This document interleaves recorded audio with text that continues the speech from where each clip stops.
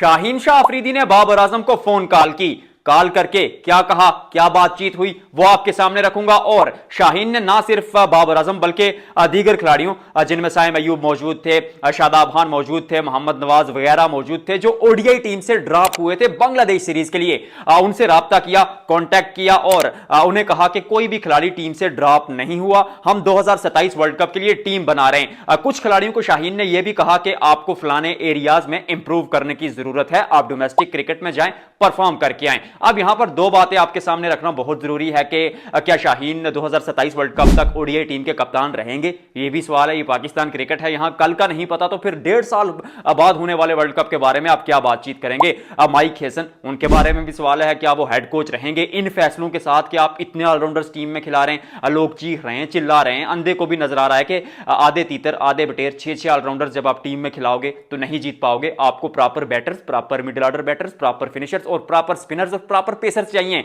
ये फहीम अशरफ मतलब ना बल्लेबाजी पूरी करते हैं ना गेंदबाजी पूरी करते हैं, वो क्यों टीम में है। शादाब नवाज बगैर परफॉर्मेंस के पूरा टी20 वर्ल्ड कप खेल जाते हैं, जबकि अबरार अहमद कभी बेंच पे होता है। पिछले 2 साल में कभी अब सुफियान को ड्रॉप कर देते शादाब नवाज के लिए, कभी सुफियान मुकीम ड्रॉप हो जाते हैं, कभी उस्मान तारिक ड्रॉप हो जाते हैं। क्या इस प्लानिंग के साथ आप खेल पाएंगे 27 का वर्ल्ड कप? एक ये चीज, और एक ये भी है कि शाहीन ने खिलाड़ियों को कहा कि आप जाइए डोमेस्टिक क्रिकेट में। क्या शाहीन की अपनी परफॉर्मेंस ऐसी है कि वो ओडीआई में, ओडीआई टीम में जो है, क्या उनकी जगह बनती है कि वो प्लेइंग 11 में हो? इस चीज को आपके सामने रखूंगा। सबसे पहले वो स्टोरी आपको बताता हूं। शाहीन शाह अफरीदी ने जब ये ओडीआई टीम अनाउंस हुई तो उसके बाद बाबर आजम, शादाब खान और एक खबर के मुताबिक इस तरह के खिलाड़ियों के साथ राब्ता किया और उन्हें कहा कि कोई भी जो है वो टीम से ड्रॉप नहीं हुआ और किसी के लिए भी 2027 वर्ल्ड कप के लिए दरवाजे बंद नहीं हुए। कुछ खिलाड़ियों को कहा, अब मैं नाम नहीं लूंगा, लेकिन खिलाड़ियों को कहा गया कि आप डोमेस्टिक क्रिकेट में जाइए, आप स्पिन के खिलाफ फंसते हैं, आपका टेक्निक का मसला है या आप अटैकिंग क्रिकेट नहीं खेलते। कुछ खिलाड़ियों को ऐसा कहा कि शायद आप गेंदबाजी में वैसे डिलीवर नहीं कर रहे, राइट एरियाज को हिट नहीं कर रहे, टाइम पर विकेट नहीं ले रहे, तो उसके लिए डोमेस्टिक क्रिकेट में जाएं, 4 डे क्रिकेट खेलें, लिस्ट डे क्रिकेट खेलें, यानी 1 डे और टेस्ट क्रिकेट ज्यादा खेलें ताकि आप 27 वर्ल्ड कप के लिए तैयार हो जाएं। अब एक चीज तो ये हो गई। दूसरी चीज जो आपके सामने रखना चाह रहा हूं वो ये रखना चाह रहा हूं कि जब ये टीम सेलेक्ट हुई तो क्यों बाबर आजम को ड्रॉप किया गया। आई मीन ओडीआई क्रिकेट में तो उस खिलाड़ी की कदकाठी अलग है, आप टी20 में बात करते हैं, टेस्ट में बात करते हैं, पर ओडीआई में बाबर आजम के आसपास कोई नहीं है, ये सच्चाई है। मैं तो हिस्ट्री में कहता हूं कि वनडे क्रिकेट की जहां तक बात आती है, बाबर आजम की कदकाठी का खिलाड़ी कोई है नहीं। अब उनको आपने ड्रॉप क्यों किया? ड्रॉप इसलिए किया, उनको भी और साइम अयूब को भी और मोहम्मद नवाज को भी और शादाब खान को भी, क्योंकि ये 4 वो खिलाड़ी थे जिनकी सबसे खराब कारकर्दगी थी टी20 वर्ल्ड कप 2026 में। अब लोग गुस्से में थे, अवाम गुस्से में थी। मोहसिन नकवी, आकिब जावेद और इनके हवारियों ने लोगों की आंखों में धूल झोंकने की कोशिश की कि हम जो है टीम का ग्रैंड ऑपरेशन कर रहे हैं, हम बड़े फैसले कर रहे हैं। मोहसिन नकवी साहब, ये वावेले कहीं और जाकर कीजिएगा। 2025 champions trophy Pakistan one day tournament हारा, आपने रिजवान और बाबर को टी20 टीम से ड्रॉप करके यही जो है ना वो कारनामा वहां पर सरंजाम दिया था, जैसे वहां पर अवाम को धोखा दिया था, बेवकूफ बनाने की कोशिश की थी। हमने वहां पर भी चर्चा की थी, हम यहां पर भी चर्चा कर रहे हैं कि टी20 की बिना पर आप वनडे टीम को क्यों बदल रहे हैं। और उसके साथ साथ 24 वाला वर्ल्ड कप जब यूएसए से हारा पाकिस्तान, आपने कहा ग्रैंड ऑपरेशन कर देंगे, सर्जरी कर देंगे। क्या किया था आपने? आप आए थे, आपने वहाब रियाज को टीम से हटा दिया था। पिछले 3 साल में आप 20 से 25 सिलेक्टर्स चेंज कर चुके हैं, कभी कोच चेंज कर देते हैं। इस सिस्टम को बदलिए, सिलेक्शन कमेटी के सिलेक्शन के म्यार को बदलिए, वो जो सिफारिश होती है, जो पर्चियां चल रही हैं, जो नेपोटिज्म चल रहा है, उसको बदलिए। ये आपका तरीका है। और एशिया कप हारने के बाद भी आपने कहा लीग्स का एनओसी बंद कर दूंगा। खिलाड़ी बिग बैश लीग खेल के आए बाबर रिजवान, बांग्लादेश प्रीमियर लीग में तो पता नहीं 250 पाकिस्तानी खिलाड़ी था, फिर खिलाड़ी द 100 में पिक हो चुके हैं। वो दूसरी जो लीग थी आईएल टी20, वहां पर भी खेले हैं। तो ये ड्रामेबाजियां बंद कीजिए। मैं आपको बताता हूं आप करिए क्या।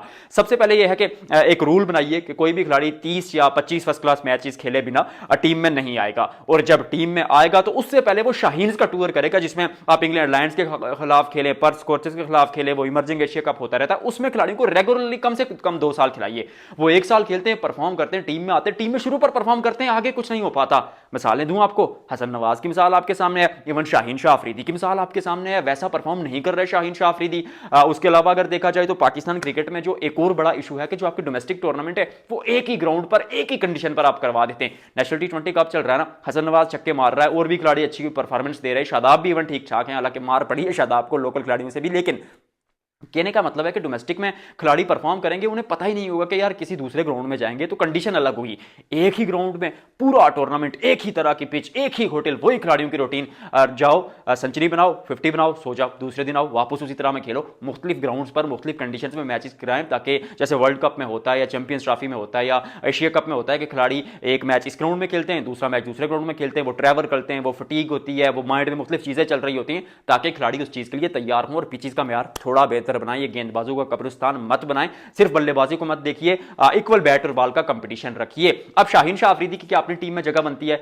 देखिए पहली चीज तो यह है कि शाहीन शाह अफरीदी, मुझे ऐसा लगता है कि आपने कप्तान बनाया है तो उनको कंटिन्यू करना चाहिए। हालांकि उनको कप्तान बनाना गलत था ओडीआई का, ऐसा नहीं है वो कप्तान बुरे, अच्छे कप्तान हैं, एक अच्छा एग्रेशन नजर आता है, पॉजिटिव रहते हैं, नेगेटिव सोच दिमाग में नहीं आती। लेकिन टी20 क्रिकेट में शाहीन शाह अफरीदी की कदकाठी जो है वो ज्यादा ऊंची होती है। 3 पीएसएल टाइटल्स जीत चुके हैं, एग्रेशन है, पढ़ते हैं आगे से, खिलाड़ियों को हौसला देते हैं, खिलाड़ियों को बैक करते हैं। लेकिन टी20 क्रिकेट में अगर वो 4 ओवर्स नहीं डाल पाते उस रिदम के साथ, उस पेस के साथ, तो वनडे क्रिकेट में 10 ओवर्स कहां डाल पाएंगे? सच्चाई है ना। अगर नसीम शाह जैसा गेंदबाज बाहर बैठा हुआ है, आकिफ जावेद को मौका नहीं मिलता, और उसके अलावा अगर देखा जाए तो वसीम जूनियर को रेगुलर मौका नहीं मिलता, सलमान मिर्जा को मौका नहीं मिलता, और भी बहुत गेंदबाज हैं, तो फिर क्यों शाहीन शाह अफरीदी खेल रहे हैं? क्या कप्तानी के कोटे पर खेल रहे हैं? क्या आकिब जावेद उनकी सपोर्ट करते हैं इसलिए खेल रहे हैं? ये भी बताइएगा। हालांकि अब बना दिया तो उनको रखना चाहिए। कप्तान अच्छे हैं, खिलाड़ी अच्छे हैं, फिटनेस अगर बहाल कर ले तो मुझे पूरा यकीन है 2027 वर्ल्ड कप में बहुत अच्छा परफॉर्म करेंगे।